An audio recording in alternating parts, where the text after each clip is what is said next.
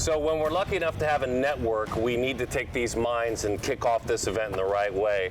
Brian Sakowski, Jered Goodwin, Vinnie Cervino, the leadership with regard to scouting for our company. And their content, rolling out some cool stuff, by the way, on perfectgame.org. If it's not there, keep looking, you will find it. But without summer, you know, being what we all wanted it to be, following spring, and without a spring altogether, an event like this, first of all, you see passion in players like that's kind of crazy because they're dying to keep playing baseball.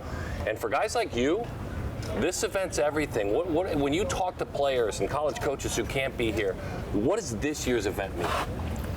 Well, I think first thing that we've talked about between our scouting staff is how loaded this event is. It's always loaded.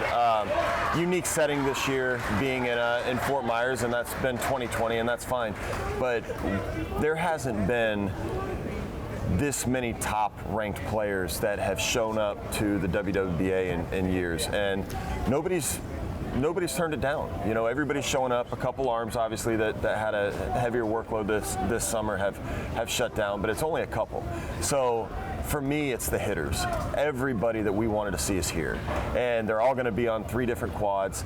We're going to get probably more at-bats out of all these guys than we've gotten this late in the fall in years, and it's so good to see guys just wanting to come out after a crazy 2020 and just want to compete. They want to come and win a ring, which is great for us because we're going to get the best version of all of these top guys. You have some uncommitteds I want to ask you about. Brian, you guys put together an article that's rolling out now where you look ahead at the 21 draft, right? Mm-hmm. And you categorize guys. You can go through it in that way, or you can just follow up what he's saying. There are guys here that are probably going to be drafted fairly high in 21, but they can do big things to their journey here, right? Absolutely. And this is as good of an opportunity as there is in amateur baseball to show that type of ability on the national stage, and they're going to see the highest caliber arms they're going to see. They will see that every time they take the field. There's going to be a ton of scouts watching. That's what makes Jupiter awesome, or pardon me, WWBA awesome. But yeah, we're going to have the opportunity to see the guys we think who might be first rounders next year. We're going to see them on a big stage. We are going to see them against fellow talented potential first round type of players, and we're going to figure some things out this week, and that's what makes this special. Vinny, some names. Just start going. Give me a couple of names. Everyone that's watching this clip saying, where are the names? Just, you know, day 1, day 2 names that you're most excited to see. Great. Well, you know what? We got Perfect Game All-American Khalil Watson playing over there on Brett right now. We've talked about him at length this summer. Obviously, a lot of the All-Americans. Hey, he was a late All-American, by the way. Late All-American. We really just hit all summer at every stop, every station of the way on the summer circuit. Our lead scout from that event left kind of saying, hey, this guy's really good. We should probably see him more. And as we saw him more and more and more, we realized just how caliber of player that he is. You know, today you're going to see some big arms going. Carter Holton's throwing today for Team Elite Perfect Game All-American. That'll be joined by Rob Gordon, Brady House, guys on the team like that. You look at kind of the East Cobb little cluster there too. You have guys like Harry Ford, Michael Braswell, Thad Ector, All-Americans, the underclassmen like Tamar Johnson. That's what really makes this event exciting for me, is seeing the elite 22s and 23s who come here, face these top caliber arms, and cement themselves on a big way in a national stage. Think guys like Austin Bergner or Hunter Barco of the past, guys who have come as underclassmen at Jupiter and put their names firmly on the draft map for next year. So you rolled out a piece like we talked about. So there's the draft piece, but then there are talented players that are here that maybe not on that list yet, but they're close to earning college. Like, you can earn a college scholarship. Sure. You're all right. Sorry. Jeremy and I kind of wanted to highlight some of the uncommitted guys that were going to be here, that we're going to be expanding on all week.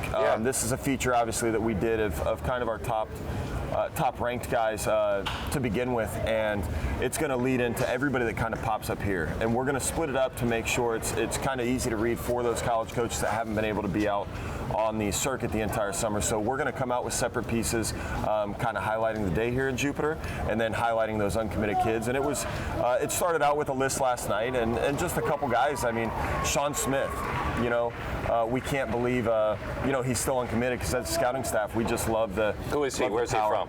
He's from Mississippi. He's a right-handed power bat. He's at the Perfect Game National and absolutely raked at the Perfect Game National. He's got huge right-handed power. The hit tools come on. He's hitting the middle of the order for the East Coast Sox all summer, who's just a dynamite program. Matthew Polk is now uncommitted. I think one of the more consistent hitters on the entire circuit, this summer.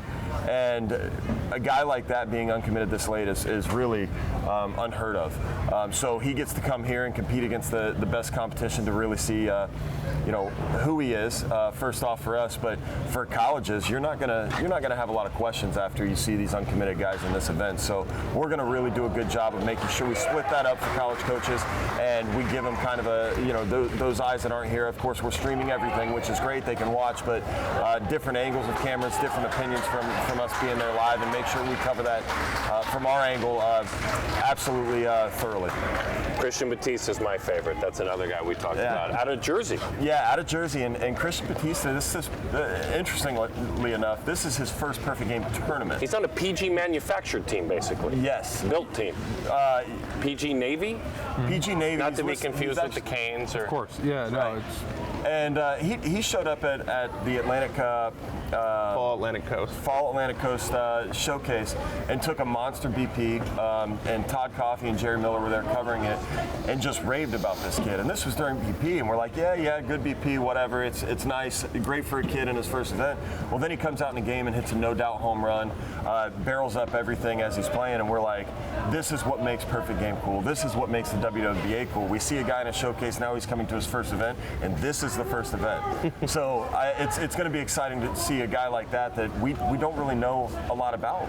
4 at-bats and a showcase in, so it's going to be great to see a guy like that too. It's almost unfair. I did it to him without even giving him a tee-up, but what are some of the names that people can be, that you're excited to see?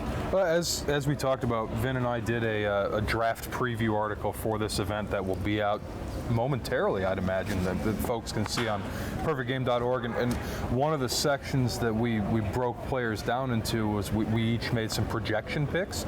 So guys that we liked, we've seen, we're excited about, but Jupiter, pardon me, again, WWBA, can be another springboard for them in terms of their draft stock. And I like a guy like Micah Ottenbright. He's a hometown guy for me. Goes to school 10 minutes from where I live in Metro Detroit. I think that's a guy who's got a chance to springboard himself. Daniel Brooks from South Carolina is another one who fits into that category. I'm excited to see guys who we know are super good. I want to see how they look with that pressure on them, with that pressure of being highly ranked. The #1 player in the country, Jordan Lawler's here. Let's see what that looks like on the national stage. He's done nothing but perform. That's why he's #1. But can he do it again? Obviously, I want to see Alex Mooney play with the Canes. I'm excited to see the entire Canes roster with Malachi Knight and guys like that who we've been excited about throughout the course of the summer. And this event can put a cap on that year for them, can put a cap on the circuit for them, and can tell us a lot as we head towards the offseason. And to expand on that too, with all those names he just said, the fact that they all wanted to come and compete. Absolutely. This late in the fall, Yep. after, let's call it what it is, they've traveled, they're tired. Yep. But they want to come and win another championship, and kudos to them, they want to come and compete. That's a huge check mark in that box of Yep. character. I mean, they want to come against the best, and it doesn't matter. As long as we walk away with the rings, we're good, and that's great to see this 2021 class come together as such competitors. Yeah, and in terms of draft stock, obviously, this is kind of like 5 minutes to midnight for the 2021 class. This is kind of the last looks, the last hurrah in terms of the travel ball circuit. This is always one of the bigger celebrations in amateur baseball because everybody's here. There's scouts all over the place. There's normally college coaches all over the place. And when you throw in the 2021 draft, it has an even added effect because we don't know what next spring's going to look like. I'm just thinking the same thing. We don't know what Some high school states ball might is not going to have look high like. school ball. Some schools might not play at all. Some states might play all their games. We just don't know right now. And obviously with everything changing, the amateur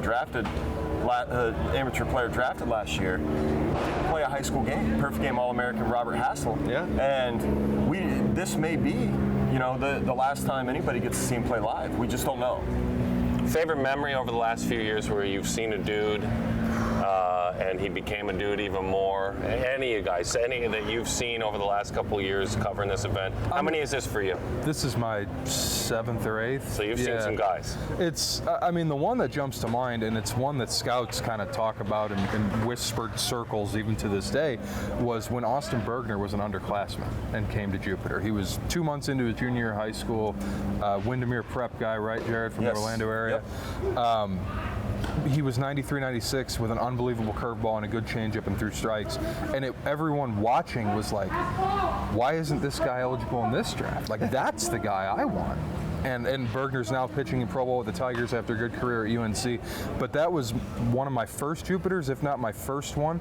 And it was like the first time I was like, you know, eyeballs popping out of my head, you know, like, what is that? And so even still, scouts who you see on the road all the time now will bring that up. Like, do you remember what Bergner was like at Jupiter in 2014 as an underclassman? That's the exciting stuff, and there's any number of stories like that. Yeah, I mean, dude, there's so many to choose from. Just because it's the most recent, I'll go with last year. What's really stuck with me was that Saturday. We're good. We're good. Was that Saturday night every year where it's night games under the lights at Marlins Quad. We had how many good teams going last year at that time? It was a late slot against LA. It was all late. I think Nate Wogemuth threw a no-hitter. Yep. The Toronto Blue Jays scout team was throwing Mason Miller. Jackson Miller was there, who got a good amount of money. Tink Hence and Ethan Long threw against the Scorpions with Zach Veen, who took 3 really great at-bats and didn't get a hit. Yep. And then I think it was a different night. The same night, I saw Harry Ford took a fastball to the face. The next night, yeah. Broke his nose. And he's going, someone's walking into the bathroom. And it's Jered. And he's like yelling at Jered. He's like, come on, I'm fine. Yeah. We're like, Harry, we got to make sure you're okay first. Homered in the Classic, by the way, months later. Homered in the Classic. Homered everywhere. Everywhere this time. And guys, I don't know how we didn't bring this up. Guys, we sat there in the room and I told you this would be iconic for you guys because it was one of those Fernandez moments, you know, for me, or Kazmir moments for kind of Jerry, you know, Ford. But Mason Wynn, guys. Yep. Oh my Mason God, that's Wynn. right. What a three hit game, a home run, and was up to 99 and 2 clean innings on the mound, maybe 3 clean innings. Mm-hmm. And it was one of those where I don't know if I've seen them that excited so for them not to bring that up, I certainly will. Okay, because we were so excited sitting there, and I kind of told them, you know, having a little more experience coaching this event for so long, that this was an aha moment because it was one of those times where I think the whole room, it was 8 of us, you know, pre-COVID obviously, sitting in a room going over our day going, what did we just see? Mm-hmm. A guy up to 99, hits a home run, hits a triple. We already know what he could do at shortstop, and he showed up and rung the bell. And you draft guys, where'd he go? Second round? Second round, sounds right. Cardinals. Yep. He was Cardinals. in Springfield all summer with Jordan Walker at their mini camp. So A guy that who was might have off the circuit the summer before. Yes. Because of some off the field stuff. Yes, So. and absolutely came to Jupiter and proved who he was, and that was, you know, for me, maybe the standout. Him and Tink Hence for me were kind of the standout of like, wow, you came here and you did what everybody hoped you would do, and good for you. And both of them went on what would normally be the first day, you know, in normal drafts. Perfect place to end it. We'll end it right there. We're having fun down here.